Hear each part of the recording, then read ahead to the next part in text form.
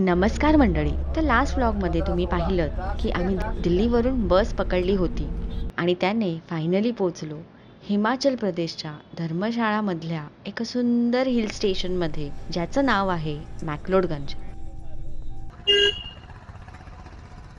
तुम्ही बघू शकता इथले रस्ते किती उथळ आहेत. ट्रिपच्या सुरुवातीलाच आमचं ॲडव्हेंचर सुरू झालं होतं. वळणदार उथळ रस्ते पार करत आम्ही पोचलो आमच्या हॉटेलला. चेक इन होताच आम्हाला ब्रेकफास्ट मिळाला. तो खाऊन आम्ही आराम केला, कारण रोड ट्रॅव्हलमुळे मोशन सिकनेस झाला होता. मग संध्याकाळी फ्रेश होऊन आम्ही निघालो असंच फिरायला. क्लायमेट मस्त थंडगार आणि फ्रेश होतं. प्रॉपर डोंगराच्या स्लोपवरती घरं बांधली आहेत.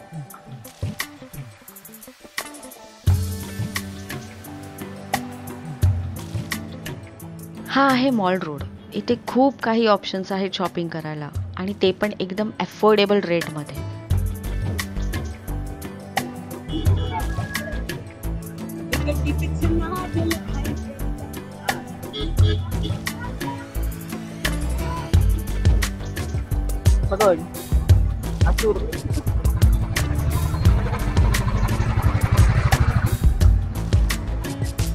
मॅक्लोडगंज हे मॉल रोड आणि कॅफेसाठी फेमस आहे.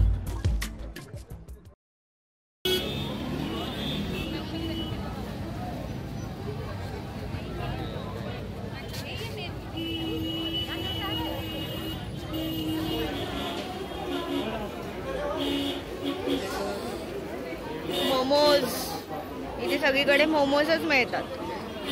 जसं मुंबईत वडापाव मिळतो तसं इथे मोमोजच मोमोज. मग मोमो खाऊन आम्ही गेलो पेस्ट्रीज खायला. एक खाल्ली आणि बाकीच्या पॅक करून रूमवर आणल्या. मला सगळ्यातले एक एक पाहिजे. Special birthday gift all the way मुंबईवरनं ह्या माणसाने 2 दिवस फिरवून फिरवून हा केक कॅरी केला जस्ट सरप्राईज देण्यासाठी. एवढा स्पेशल गिफ्ट आजवर कधी नाही मिळालं. Thank you. Happy birthday to me. Happy birthday to you. Happy birthday to you. Rani बोल.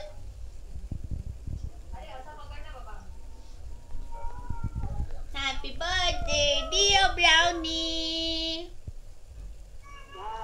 Happy birthday to you. To me. Happy birthday to मी.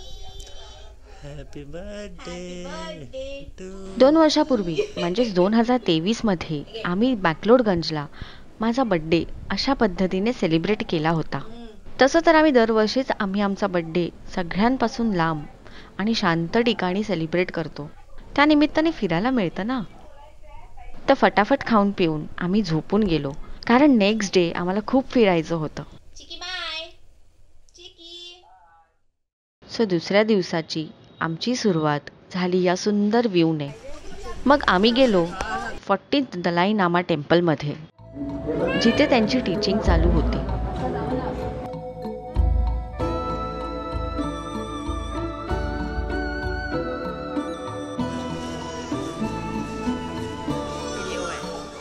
नाही, मला ह्यांचा हवा.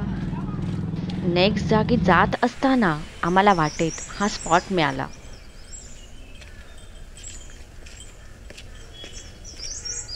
किती सारे प्रेयर फ्लॅग्स आहेत. सुंदर.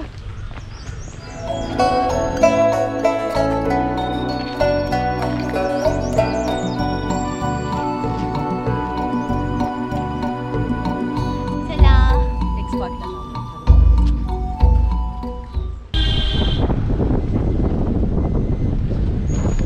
ज्यासाठी आम्ही धर्मशाळाची ट्रिप प्लॅन केली होती तिथे फायनली पोहोचलो. ॲक्च्युली योगेशची ही ड्रीम प्लेस होती.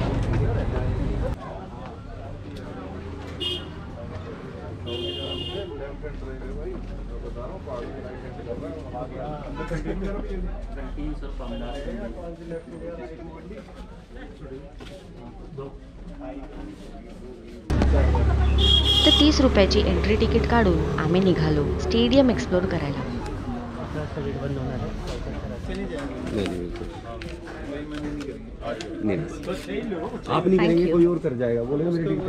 नॉन मॅच डेला हा स्टेडियम एक टुरिस्ट स्पॉट असतो. कडक आहे स्टेडियम. आतमध्ये एंट्री बघू ना. नेहमी टीव्हीवर IPL मॅचमध्येच पाहिलेला आता प्रत्यक्षात बघायला मिळणार आहे म्हणून जास्ती एक्साइटमेंट लागली होती. बघूया आतमधून कसा दिसतो तो.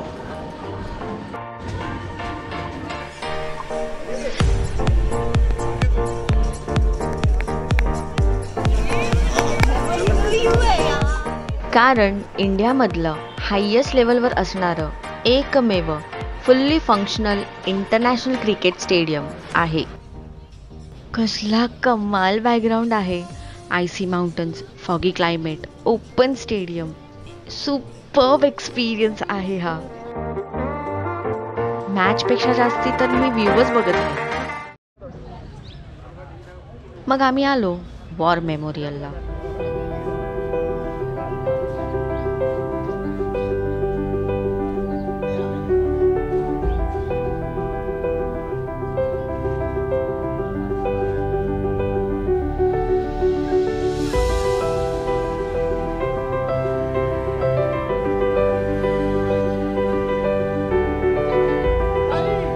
कारगिल युद्धात शहीद झालेल्या आपल्या वीर जवानांचे डिटेल्स इथे दिले आहेत.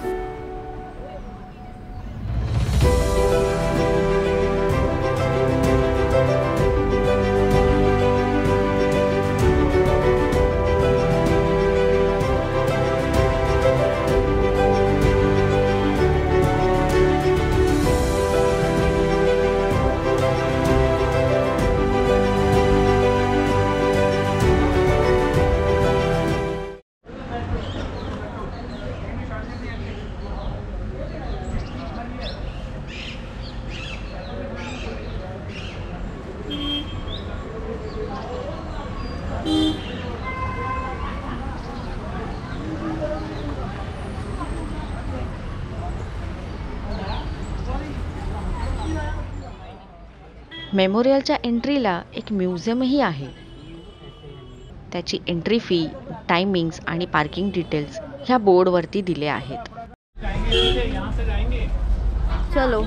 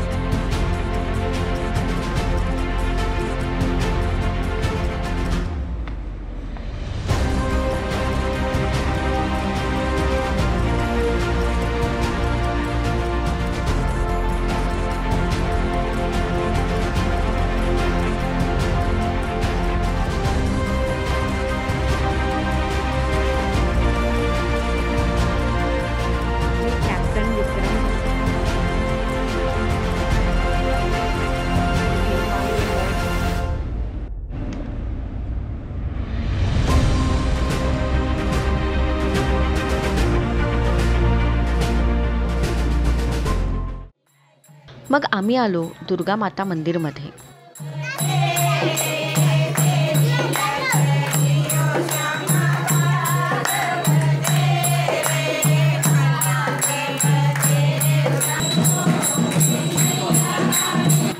देवीचे दर्शन घेऊन आम्ही नेक्स्ट स्पॉटसाठी निघालो.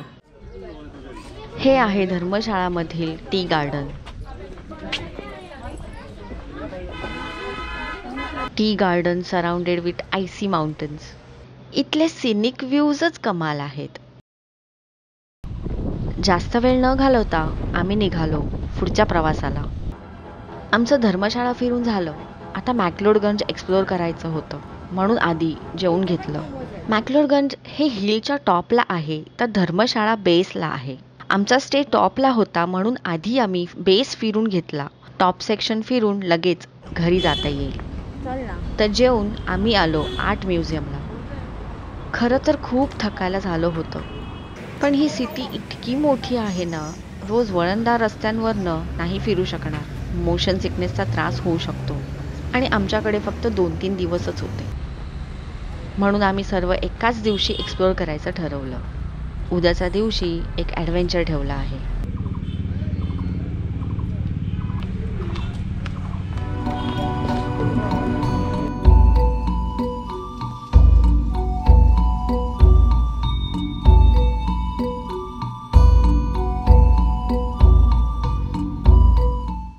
हा आहे दाल लेक.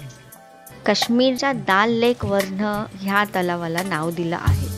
हे सरोवर उंच पर्वत आणि उंच देवदार वृक्षांनी वेढलेले आहे.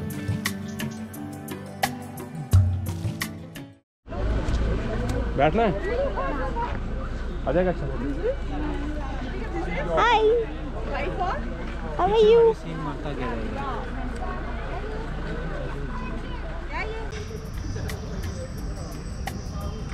फुल राज मूवीची फिलिंग येते. आराम करण्यासाठी आणि निसर्गाचा आनंद घेण्यासाठी हे एक शांत ठिकाण आहे. हा आहे मॅक्लोडगंजचा हायेस्ट पॉइंट. इथून निसर्गरम्य पर्वतांचे दृश्य दिसते. सनराईज आणि सनसेटसाठी हा पॉइंट फेमस आहे. इथली ताजी हवा, शांत वातावरण आणि बर्फाचे भरलेले डोंगर पाहून हा व्लॉग मी इथेच संपवते.